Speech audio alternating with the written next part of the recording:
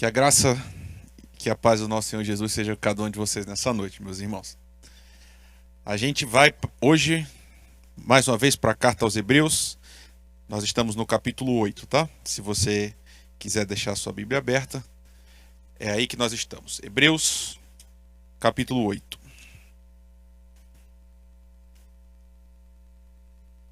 E a gente começa a ver já o fim da carta, né, irmãos? Faltam 6 capítulos com esse. E foi uma jornada, tem sido uma jornada, né? A gente não vai terminar tão em breve assim, mas uma jornada que eu acho interessante, pelo menos bastante. Para mim foi bastante, tem sido bastante instrutivo. Eu tenho tido um olhar renovado para esse trecho da Escritura, que mais uma vez, repito para você, eu considero difícil, tá? Eu tava essa semana assim pensando, eu tô nessa leitura da Bíblia toda, né? Gênesis até Apocalipse. O Novo Testamento tem porções que eu acho bastante complicadas, irmãos. Inclusive mais às vezes que o Antigo. Justamente porque nas cartas a gente tem um longo argumento, né? Que começa, obviamente, no capítulo 1, versículo 1. Às vezes a gente tem uma introdução, mas logo depois vem um argumento que vai sendo desenrolado. E tem sido uma grata surpresa para mim acompanhar isso junto com vocês. Porque eu percebo quão mais Hebreus é importante do que a gente imagina. Porque note, irmãos, a gente está falando sobre Jesus e sobre uma comunidade que quer olhar para trás e abandoná-lo para voltar para o judaísmo. E aí o autor está conversando com a gente desde o começo. Na última vez que a gente se encontrou, a gente parou em Melquisedeque, né? A tese dele é: Jesus, ele é um sacerdote eterno. Ele não tem um sacerdócio da linhagem de Levi, ele não é um filho de Arão, ele é sacerdote segundo a ordem de Melquisedeque, essa figura extraordinária e também nebulosa, né, do Antigo Testamento. Eu acho muito legal. E agora a gente vai para o oitavo, que é a continuação disso que a gente viu lá atrás, tá bom? Então, 8, verso 1. Ora, o essencial das coisas que estamos dizendo é que temos tal sumo sacerdote que se assentou à direita do trono da majestade nos céus, como ministro do santuário e do verdadeiro tabernáculo que o Senhor erigiu, e não o homem. Pois todo sumo sacerdote é constituído para oferecer dons e sacrifícios. Por isso, era necessário que também esse sumo sacerdote tivesse o que oferecer. Se ele estivesse na terra, nem mesmo sacerdote seria, visto existirem aqueles que oferecem os dons segundo a lei. Estes ministram em figura e sombra das coisas celestiais, assim como Moisés foi divinamente instruído quando estava para construir o tabernáculo. Pois Deus disse: tenha cuidado para fazer tudo de acordo com o modelo que foi mostrado a você no monte. Mas agora Jesus obteve um ministério tanto mais excelente, quanto também é mediador de uma superior aliança instituída com base em superiores promessas. Porque se aquela primeira aliança tivesse sido sem defeito, olha isso, irmãos, porque se aquela primeira aliança tivesse sido sem defeito, de maneira alguma estaria sendo buscado lugar para uma segunda aliança. Obrigado, Senhor, porque a gente está aqui. Obrigado por esse povo, parte do teu povo que se reúne nesse lugar nessa noite. Obrigado pelos meus irmãos que vão ter contato com esse ensino depois, Senhor, nos mais diversos contextos, Senhor, nos mais diversos momentos. Que o Senhor nos leve a todos a Ti, que a gente realmente possa Te encontrar, Senhor, que a gente possa Te perceber, que essa palavra mude o nosso coração, Senhor, que ela produza para nós vida e uma vida em abundância porque está ligada ao Senhor, Pai. Que a Tua ressurreição, que o Espírito que o Senhor enviou para nós, que tudo isso, Senhor, hoje possa ser verdade na nossa vida. Que a gente tome posse, Senhor, da herança que nos é dada por Ti. Que nós cresçamos, Senhor, andando em direção ao Senhor, sempre pela Tua cruz. É o que eu te peço no Teu nome, Senhor. Amém. Eu não sei se você concorda comigo, que é um texto um pouco mais difícil. Eu acho que isso a gente consegue perceber, inclusive, na hora da leitura, né? Porque às vezes a gente está lendo um texto narrativo e na própria leitura você vai entendendo o que está sendo dito. De repente a gente lê esse bloco, não sei se a sua experiência é igual à minha, mas pelo menos a minha é. Pouca coisa salta aos olhos, porque, de novo, está tudo muito amarrado. Mas quando a gente vai olhando, assim, artigo a artigo, irmãos, que preciosidade. Porque, ó, como é que ele começa? Logo no início, ele coloca um marcador no texto que ajuda bastante a gente. Porque ele fala: eu vou mostrar para vocês o que é essencial, tá aí no versículo 1. O essencial das coisas que nós estamos dizendo é, no grego aqui é a cabeça. Curioso, né? A noção, a cabeça, o que é aquilo que é mais importante. É como se o autor estivesse pegando a gente pela mão, colocando luz, assim.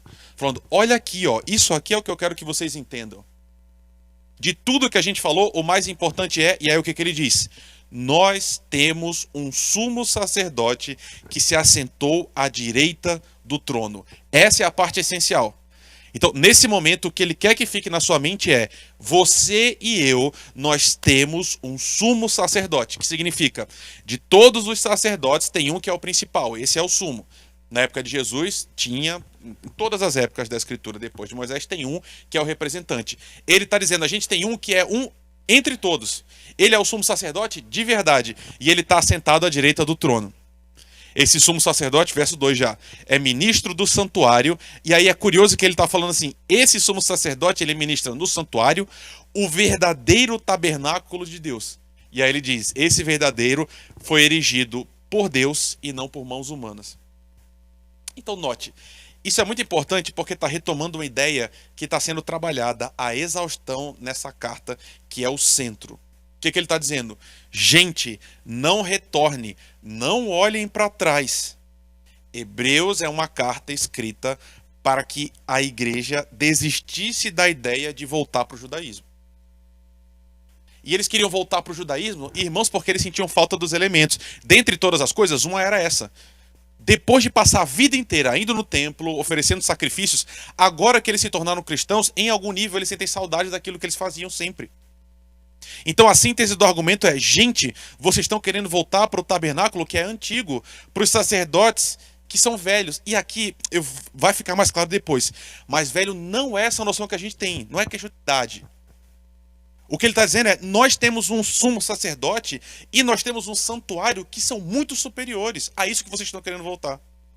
O que nós temos é incomparavelmente melhor do que aquilo que foi antigo. Porque uma das explicações é o tabernáculo para o qual o nosso sumo sacerdote vai e serve não é terreno. Ele não é feito por mãos humanas. O primeiro foi, irmãos. Ele está no tabernáculo que é real, aquele que é feito pelo próprio Deus. Ou seja, Jesus está numa realidade superior. Jesus habita o reino dos céus. E é óbvio como é que funciona essa assimetria, né? Jesus serve no santuário que é superior, o santuário real, a casa de Deus de verdade. Esse é o primeiro. Em segundo, por que ele é melhor? Porque esse sumo sacerdote também é rei. O que, irmãos, em Israel era uma proibição tácita. Eu estava hoje, o texto hoje do meu devocional foi justamente Saul chegando ao reinado. Inclusive, spoiler, tá? Eu não vou abrir votação dessa vez. A gente vai para 1 Samuel, quando terminar. Aí depois vocês escolhem o do Novo Testamento. Mas a gente vai para 1 Samuel, tá bom? Mas o que eu quero dizer? Samuel, ele unge Saul como rei. E aí, vocês lembram qual é o principal problema de Saul? O começo. Ele pega para si um ofício que não era o seu. Quando Saul se faz sacerdote, o reino dele começa a ruir. Por quê? Em Israel, a proibição é tácita. Os ofícios não se somam. Ou você é profeta, ou você é um rei, ou você é um sacerdote. A gente, em algum nível, tem isso na igreja presbiteriana também. Se você é diácono, você é diácono. Se você quiser deixar de ser diácono para virar presbítero, você é obrigado a fazer isso. Você não pode ter os dois ao mesmo tempo. Então, em Israel, ninguém pode ser os três. E ninguém pode ser nem dois ao mesmo tempo. Cada um faz sua parte. E a gente tem relatos horríveis que um ser humano tentou se apropriar de um ofício que não era seu. E você sabe como é que isso termina.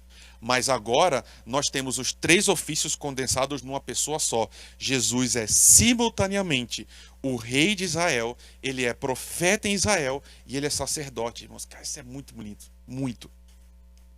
Aqui em Hebreus, onde a gente está olhando agora, a gente não vê um desses ofícios, né? Jesus não aparece aqui como profeta, mas eu estou mostrando para você dois desses ofícios reunidos aqui. Ele é sumo sacerdote, mas ele se assenta no trono também. Ele está sentado à direita do trono de Deus, o que por si só é uma afirmação radicalíssima para uma comunidade judaica. Jesus está assentado à direita de Deus, o Pai. E você sabe que o trono de Deus é exclusivo. Nunca é compartilhado. Só uma pessoa pode se sentar no trono, o rei e ninguém mais. Então, quando o autor está falando Jesus está sentado à direita de Deus, o que ele está dizendo é, ele compartilha a posição real com Deus. Só tem uma explicação, ele é igual ao Pai. Ele tem o mesmo direito, a mesma honra, a mesma glória. Jesus é Deus, ele é rei e ele também é sacerdote. E tem uma terceira questão importante, que é assim, irmãos, aqui a gente precisa de um pouco de literatura para perceber. Por quê? Jesus está assentado. Isso pode parecer uma besteira. Mas quem me chamou a atenção para isso foi um pastor muito querido. Ensinando essa passagem, ele lançou luz para essa questão. Irmão, eu nunca tinha me atentado para isso. Irmãos, por que é importante dizer que Jesus está assentado? Isso quer comunicar várias coisas. A postura dele. Irmãos, no santuário, no tabernáculo, não existe banco, irmãos. Não tem cadeira. Por quê? Se tudo é tão simbólico, tudo está manifestando uma mensagem tão clara, por que não tem banco? Olha que coisa incrível. A ideia comunicada era muito simples. Só existe banco para quem precisa descansar. Um banco é um sinal de você cessar o trabalho. Por isso que o santuário era isento. Ali é local de trabalho. Quando alguém entrava no santuário, entrava para trabalhar. Seja para oferecer sacrifícios, você como quem adora, seja você como sacerdote que está oferecendo o sacrifício no lugar de quem vem. Mas a ideia é, os sacerdotes estão sempre em pé, porque eles estão sempre trabalhando. Você não encontra um sacerdote sentado. Jesus pode se sentar, e ele está sentado, porque o trabalho acabou. Não tem mais sacrifício para oferecer. Não tem mais lâmpada para acender. Não tem mais pães a repor, que eram os ofícios do sacerdote. Porque tudo é literalmente sobre ele. Não precisa mais acender a luz, porque ele é a luz do mundo. Não precisa mais colocar os pães, porque ele é o pão que desceu do céu. E ele é o sacrifício eterno. Então, Jesus é o único sacerdote que pode estar assentado, porque ele é o único que não tem mais trabalho para fazer. O trabalho dele terminou. Por um motivo muito simples, né? Ele realizou o sacrifício final, onde ele era simultaneamente o sacrifício e o sacerdote. Então, é exatamente isso que o texto está dizendo. Verso 3, olha aí. Todo sumo sacerdote, ele é constituído para oferecer dons e sacrifícios. A razão de ser de um sacerdote é fazer alguma coisa. O sacerdote existe especificamente para isso. Então, a conclusão é lógica. Se ele é sacerdote, ele tem que oferecer alguma coisa. É uma forma de dizer, o sacerdote só existe se houver sacrifício. E o contrário também é verdade. O sacrifício só existe se houver um sacerdote para oferecer. Jesus é exatamente isso, só que a mais, em outro nível. Por quê? Porque ele não oficia na terra, mas no céu ele é divino. É isso que o autor de Hebreus está dizendo para a gente. Nota a progressão do argumento, verso 4. Se ele tivesse na terra, nem sacerdote ele seria. Por quê? A gente viu isso já. Jesus não é levita. Ele não é filho de Arão. Ele não participa da linhagem sacerdotal. O sacerdócio de Jesus é celestial, na ordem de Melquisedeque. Hebreus está dizendo para a gente, os sacerdotes da terra ministram segundo os dons e a lei de Moisés. Essa é a questão, irmãos. Eles fazem aquilo que a lei instruiu. Mas aqui, por favor, vem, isso é tão importante, irmãos. E tem tanta gente fazendo besteira porque não entende isso. Irmãos, os sacerdotes, aquilo que eles fazem é uma figura pálida. É só uma imagem. Note que coisa importante. Verso 5.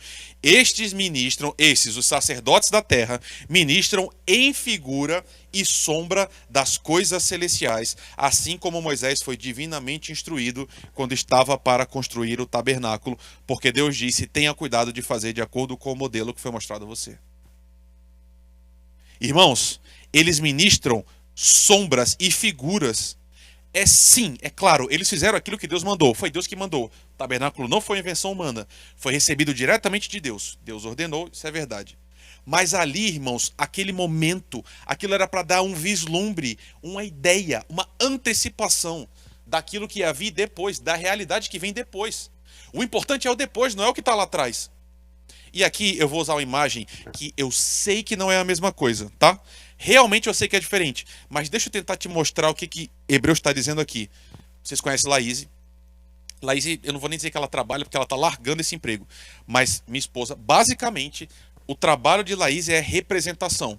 Uma construtora chega para ela, entrega um monte de projetos, e o trabalho dela é pegar esses projetos e fazer uma imagem. Que vai para outdoor, às vezes, vai para aqueles folders, né? Vai para o shopping, enfim. Qual é a ideia? O prédio ainda não existe. A partir dos projetos, ela faz uma imagem que é linda, irmãos. E sério, não é porque é minha esposa, mas realmente Laís é muito capaz do que ela faz.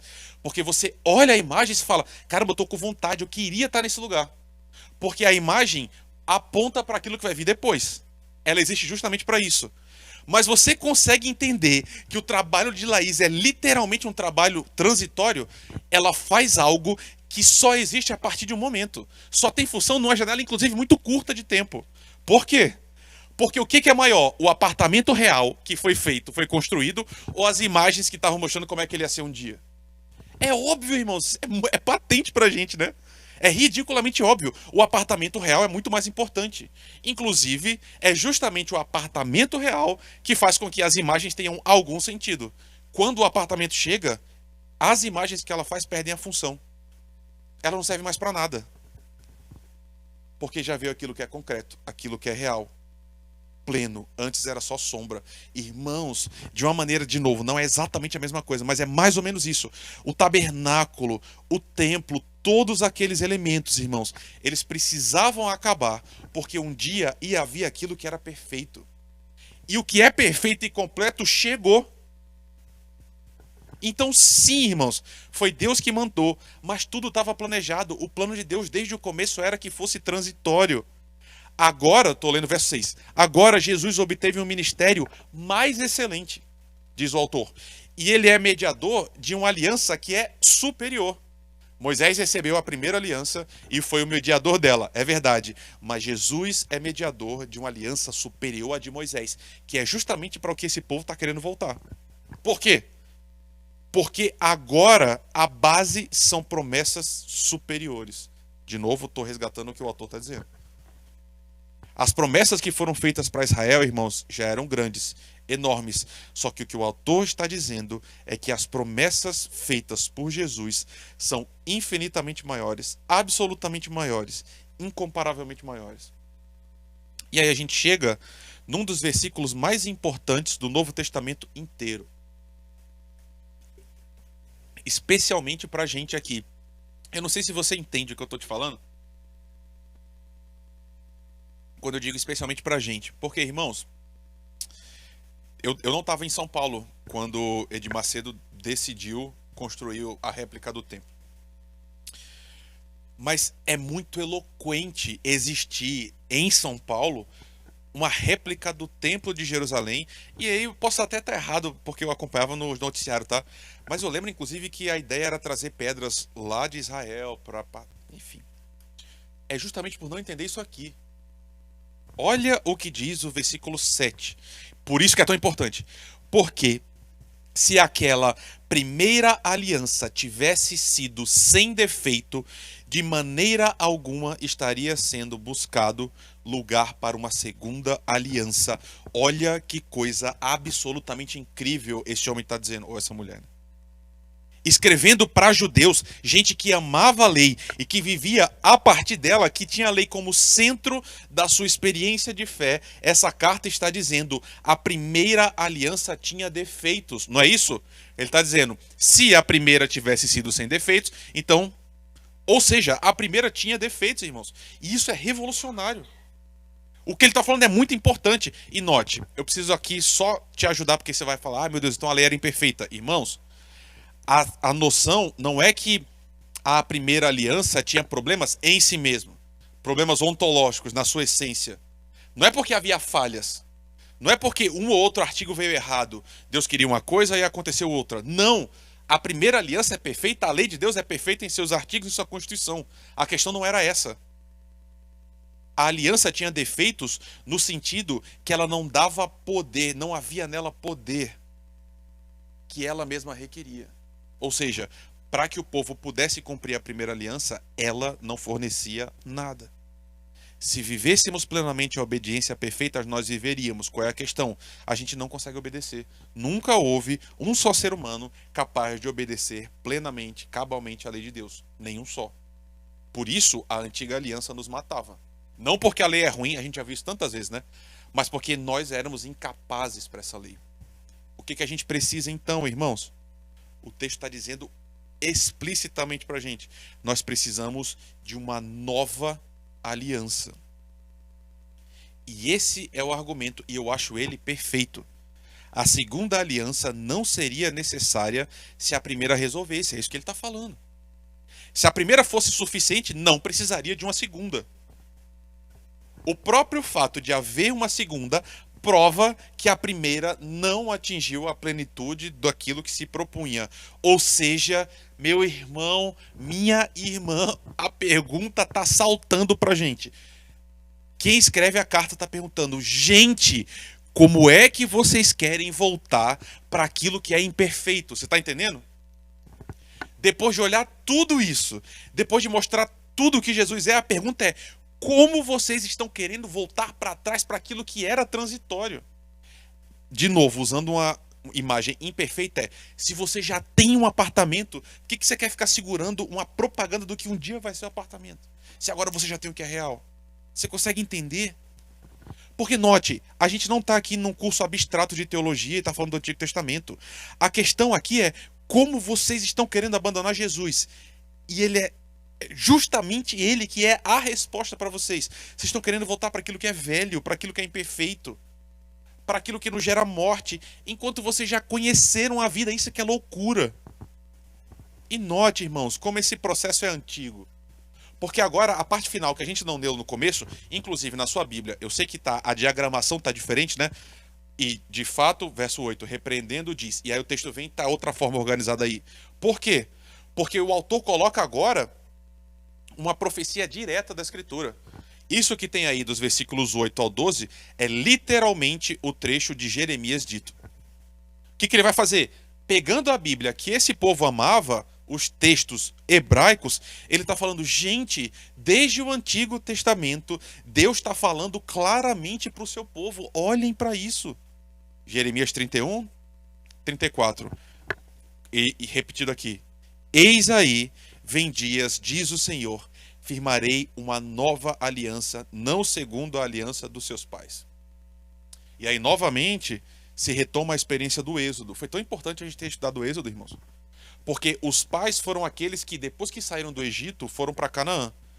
Quando eles estavam entrando na terra, Deuteronômio é só isso, Moisés repete todas as cláusulas e mostra as promessas de Deus. Deus prometeu claramente ao povo, se vocês me obedecerem, eu vou ser o Deus de vocês, eu vou cuidar de vocês. E as promessas eram lindas. Vocês vão ter uma nova terra, vocês vão ter prosperidade material, vocês vão ter saúde, vocês vão ter minha presença.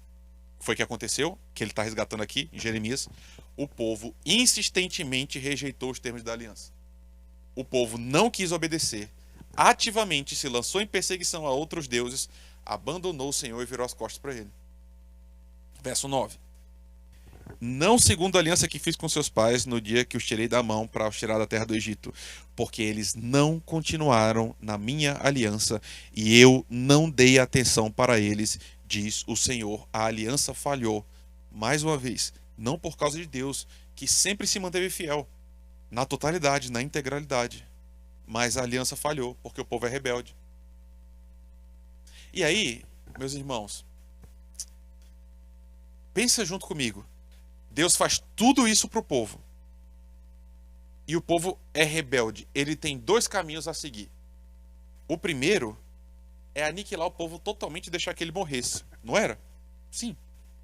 Porque Deus fez as promessas, ele salvou o povo, Deus carregou esse povo pelo deserto e mesmo assim o povo se revoltou. Deus poderia simplesmente ter entregue esse povo aos inimigos, abandonado esse povo em terra estrangeira e fim da história. Ele poderia ter feito isso, mas não é isso que ele fez. Não é a saída de Deus.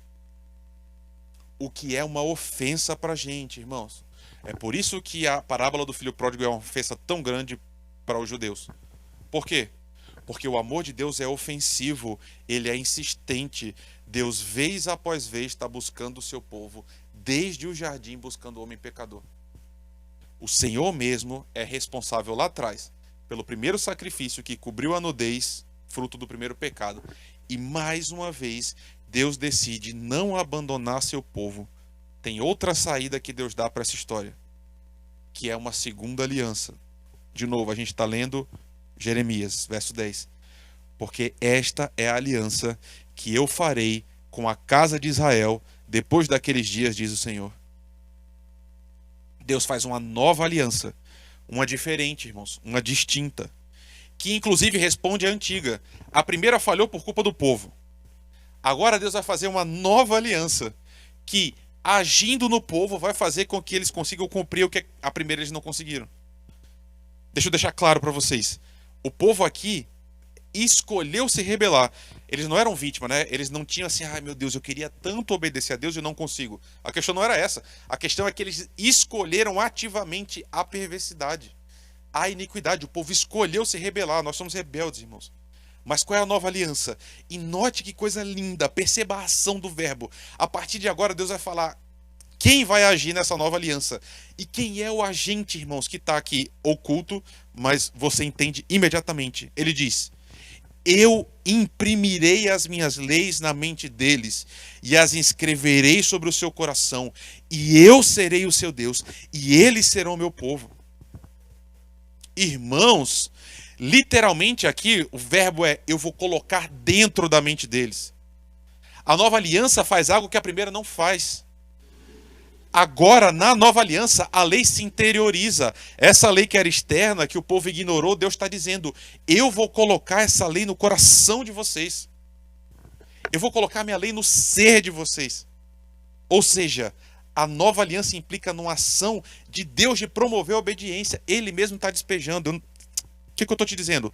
A primeira lei o povo rejeitou, porque não tinha capacidade de obedecer. No sentido de que o coração deles era completamente perverso. Deus está dizendo: não, quem vai resolver isso agora sou eu. Eu vou colocar a lei no coração do meu povo. Eu vou ajudar o meu povo a obedecer. Eu vou fornecer para o meu povo a santidade. Eu sou responsável por isso. Você consegue perceber? Eu sou aquele que vai mudar o coração de vocês. Aquilo que vocês falharam em fazer, quem vai fazer agora sou eu. O coração de vocês vai ser dominado pela minha lei. A obediência vai ser algo que é dado a vocês, no sentido de potência, de capacidade. Irmãos, o que eu estou dizendo para você é o seguinte: na nova aliança agora, não é... Nunca foi, tá? Mas o povo entendia assim: se vira, aprende, obedece, depois você vem. Não, Deus está dizendo: quem vai fazer vocês obedecer sou eu. Eu vou dar capacidade a vocês, e vocês sabem como isso funciona.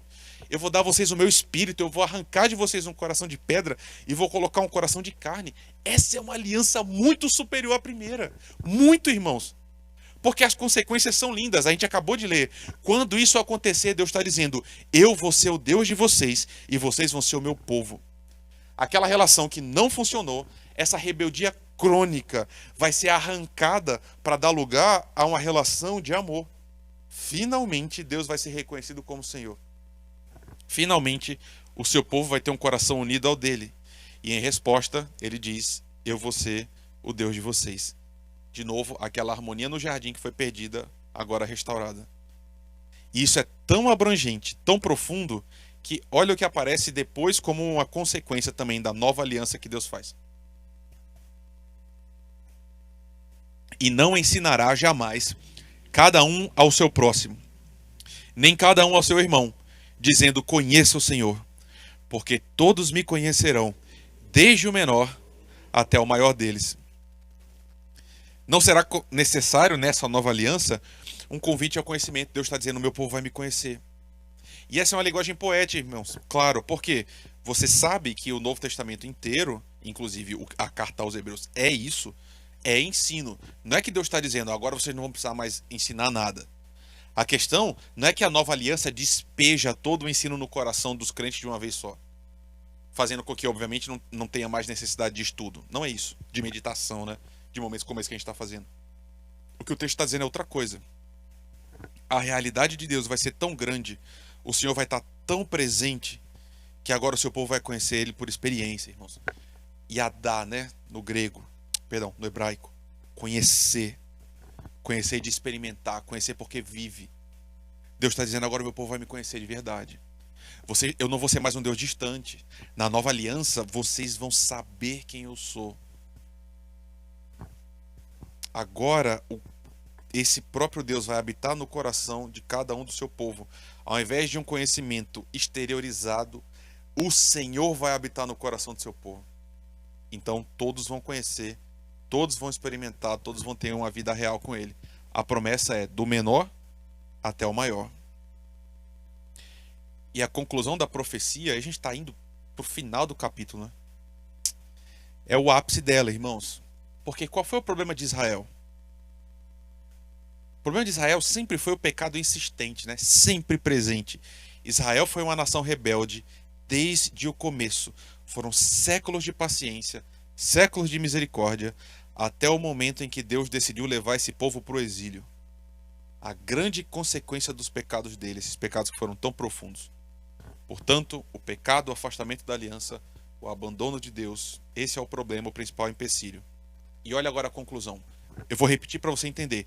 Deus está dizendo quais são as promessas da nova aliança que Ele está fazendo. A primeira tinha umas promessas. Agora as promessas são: eu vou colocar minha mente no coração de vocês. Eu vou inscrever isso no coração de vocês. Eu vou ser o Deus de vocês, vocês vão ser o meu povo. Vocês não vão precisar mais ensinar uns aos outros, porque todo mundo vai me conhecer. E qual é a última promessa? Verso 12. Pois, para com as suas iniquidades usarei de misericórdia, e dos seus pecados eu jamais me lembrarei. Essa é a ofensa desse Deus, irmãos.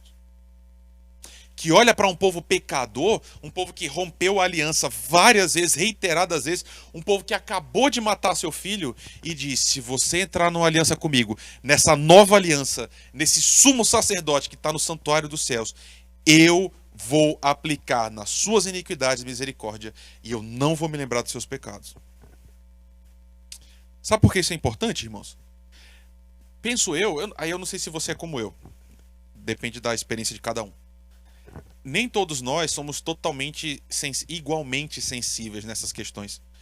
Algumas pessoas, irmãos, e eu tenho um pouco de medo disso, algumas pessoas são especialmente boas e peritas em auto-perdão. O que eu quero dizer? Elas cometem alguma coisa e rapidamente elas esquecem, tocam o barco e não ligam mais. Bem, outras pessoas não são assim. Algumas, na outra direção, inclusive, são até doentias, né? Elas se apegam ao erro de uma forma assim obcecada. E aí ficam revivendo esse erro. Então, independente de onde é que você esteja, nesses dois extremos, deixa eu te fazer uma pergunta. Não tem na sua vida momentos que você gostaria de esquecer, não? E aqui, eu não estou me referindo ao que os outros fizeram para você, tá? As catástrofes que porventura tenham acontecido na sua vida. Não é disso que a gente está falando agora. A minha pergunta é: na sua vida, na sua jornada, não tem momentos que você foi o protagonista da mancha na sua biografia, não? Não tem erros que você gostaria de não ter cometido? E sabe, irmãos, por isso que eu falo que depende da sensibilidade de cada um, e eu não sei se você é como eu. Várias vezes eu tô fazendo qualquer coisa em casa, lavando louça, preparando texto, e de repente vem na minha mente coisas que eu realmente gostaria de não ter feito. E eu fiz. E aí eu queria te lembrar de mais uma coisa. O diabo, irmãos, ele é especialista em trazer à memória da gente essas coisas, não é? Satanás é perito em sempre fazer emergir para o primeiro plano aquilo que a gente fez de errado. Porque, eu quero insistir nisso, eu ouvi tantas vezes, irmãos, de gente crente, gente que ama profundamente o Senhor, gente que chegava aqui para mim, nessa igreja, falava assim: eu acho que eu nem devia vir mais para cá. Eu acho que eu nem devia... Essa é campeã, né? Eu acho que eu nem devia participar da ceia hoje. Porque eu sinto como se eu não tivesse o direito de orar, como se eu não tivesse o direito de cantar mais.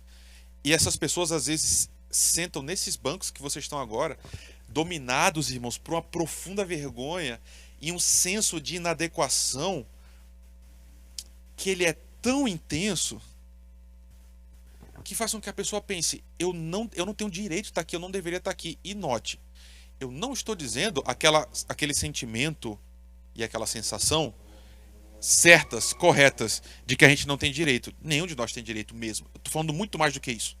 Eu estou dizendo gente que pensou em desistir de Jesus, porque olha para o próprio erro e fala assim: não tem saída para mim, olha o que eu fiz. E às vezes, irmãos, deixa eu te falar, é muito difícil ser pastor, tá? Porque às vezes o erro é realmente grave, irmãos. Eu vou te contar duas coisas só. Por dois momentos diferentes da minha vida, duas meninas chegaram para mim.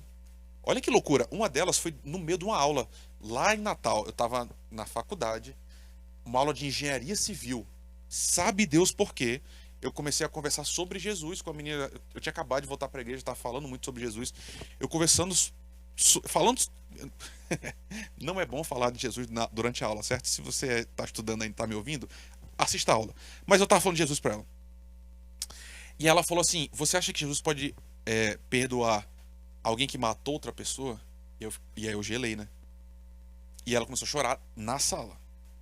Porque abortou, tinha abortado. Por escolha, né? Óbvio. E depois, outra jovem chegou pra mim dizendo algo muito parecido, envolvendo inclusive traição. As pessoas envolvidas não sabiam. Ela abortou a criança porque ela não queria que descobrisse que ela teve relacionamento, o relacionamento que ela teve. E aí, irmãos? O que eu quero dizer? Às vezes o erro é grave mesmo. E às vezes existe uma razão real para que a vergonha fique na superfície, porque foi vergonhoso mesmo.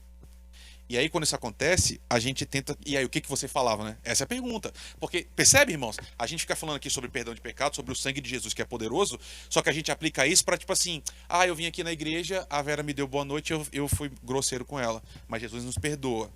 Perdoa. Mas isso aí, irmãos, comparado a casos como esse, você entende o que eu tô querendo dizer. Como é que você age? E aí, quando essas coisas acontecem, de repente a gente tenta se esconder de Deus. E aí a gente acha que precisa cobrir a nós mesmos com folhas para que ele não nos veja. E aí de repente vem o Senhor e promete uma coisa como essa, irmãos. Uma nova aliança que é pautada no esquecimento, irmãos. E é óbvio que a linguagem é figurada, mas ela é potente mesmo assim, não? Porque uma das alcunhas de Satanás é o acusador. Ele é o acusador. Ele é aquele que fica do seu lado falando assim: lembra? Lembra o que você fez naquele dia? Olha para trás, lembra o que você fez? Olha a desgraça que você causou.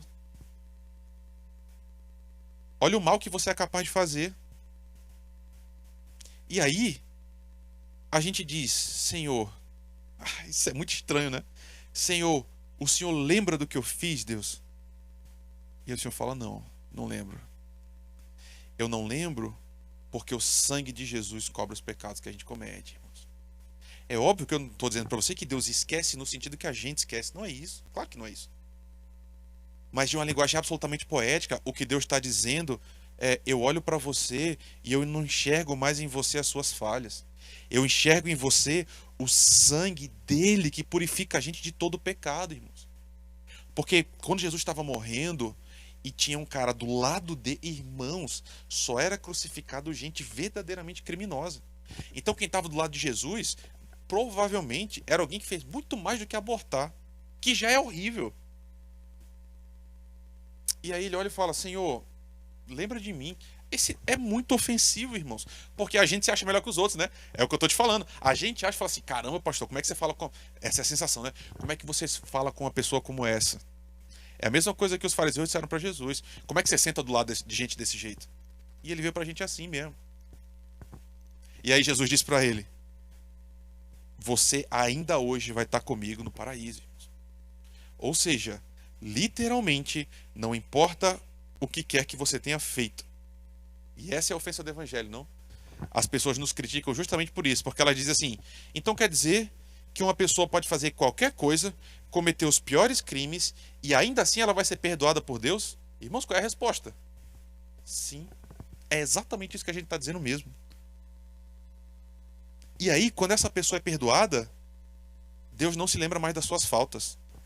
Pleno perdão, plena restauração. Isso quer dizer que essas pessoas sentam na mesa com a gente e participam igualmente da mesa do Cordeiro, porque eu quero repetir. Eu tô falando isso, né?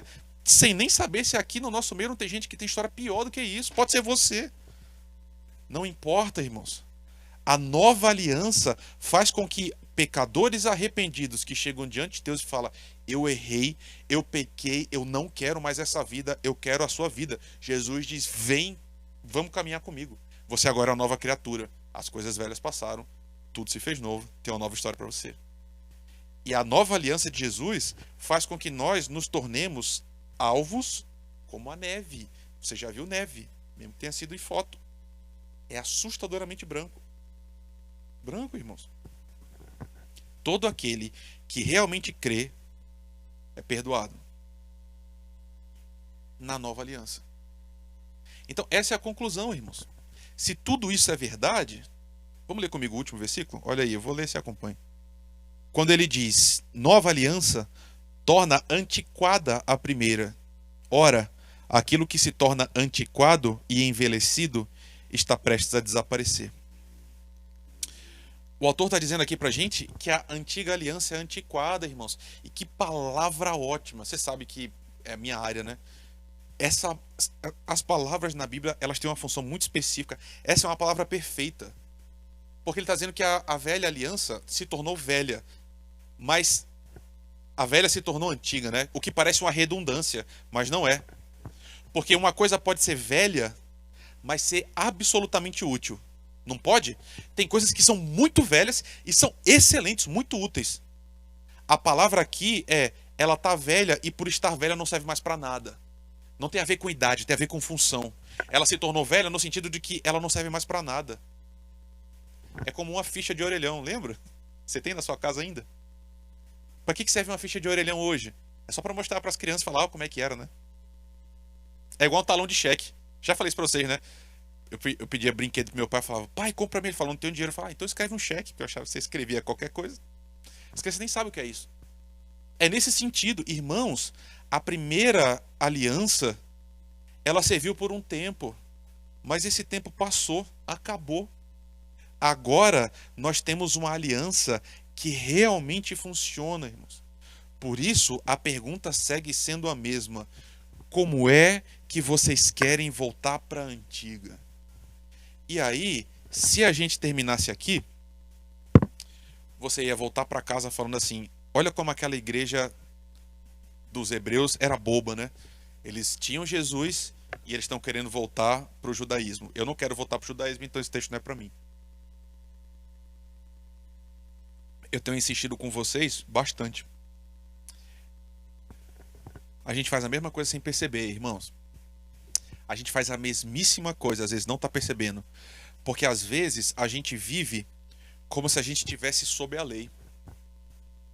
Nós, presbiterianos, reformados. Domingo agora, na escola dominical, a gente vai terminar a revista, né? A gente termina o capítulo 8 de Romanos. Eu realmente vejo Deus agindo assim, porque a gente vai falar a mesma coisa que está falando aqui agora, lá domingo de manhã, com outras palavras, né? Obviamente tem outros ensinamentos de Paulo. Mas, irmãos, a gente tem essas promessas e a gente vive, às vezes, como se a gente tivesse dívida com Deus ainda, irmãos. Nós, às vezes, a gente lida com Deus a partir do medo ainda. Tímidos, vacilantes. A gente entra aqui desse jeito que eu estava descrevendo, né? Falando assim: Deus, eu nem tinha direito de estar aqui, eu estou no último banco porque eu sou um mendigo, eu sou um verme, eu sou um lixo. Em algum nível isso é verdade? Mais ou menos, irmãos. Porque sem Jesus a gente é essas coisas mesmo. Só que a mesma escritura que fala do nosso pecado mostra esse tipo de promessa que a gente já tem acesso hoje, irmãos. Você não foi chamado por Jesus para viver uma vida presa, uma vida confinada, uma vida de alguém que não foi perdoado ainda. Você é filho de Deus. Você é membro da família da fé. Os seus pecados estão perdoados. O que Romanos diz? Você está justificado pela fé diante de Deus. Você tem paz com Deus. Por isso que eu estou insistindo demais. Eu não sei se vocês estão percebendo isso. Eu estou tentando mudar um pouco o jeito que a gente canta, porque, irmãos, eu não sei o que aconteceu. A igreja hoje parece que está chorando o tempo todo. Tem espaço para chorar? Claro que tem. Mas às vezes a gente fica tocando músicas que estão falando sempre sobre pecados e a gente parou de celebrar a salvação que a gente já recebeu. A gente é um povo de festa também, irmãos. E uma festa real, de você entrar aqui e falar assim. Já contei pra vocês essa anedota histórica, né? O diabo pode falar, você fez isso, fez isso, fez isso, fez isso e aquilo. E você pode dizer. Lembra do texto aos Colossenses? O escrito da dívida que havia contra nós, Jesus